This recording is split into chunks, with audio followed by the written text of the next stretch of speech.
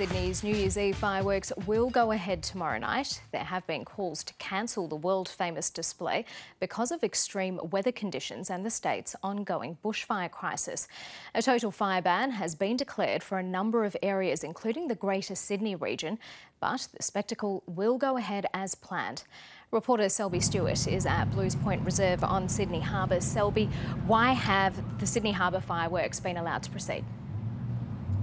Good evening, Karina. Well, after a day of toing and froing and lots of anticipation, we have learned that the fireworks will go ahead because the RFS granted the City of Sydney an exemption. Now, how this all came about was the RFS have tomorrow declared a total fire ban for the Greater Sydney region, and that meant that councils and organisations that wanted to hold a fireworks display had to actually go to the RFS and apply for an exemption, and the City of Sydney was successful in that process. But some others weren't. The Parramatta, the council was told it was simply too dangerous to hold their fireworks display, so their whole New Year's Eve event has been cancelled, and that's the same with Wagga Wagga and also Wollongong, and that's a coastal city. So it's been a very divisive topic over the last couple of days.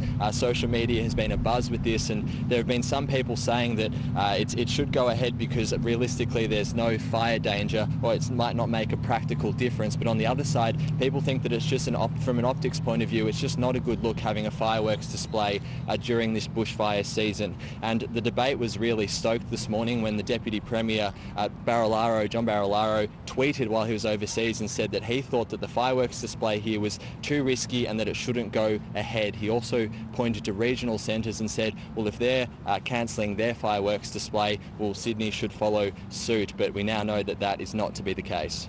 Selby, there are nearly 100 fires burning across the state. How are conditions looking for tomorrow?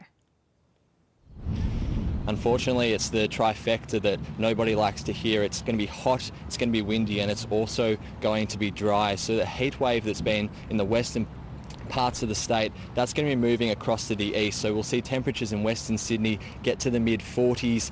Sydney and much of the state will be low to mid-30s, so it's going to be very warm. But the concern is with the winds. There'll be a northwesterly around 20 to 30 kilometres per hour for most of the day, and then a southerly change is going to be creeping up the coast, but it's not going to land lightly. There'll be winds of around 40 to 60 kilometres an hour in the evening, so it's going to be a very volatile and unpredictable 48 hours to take us into the new year.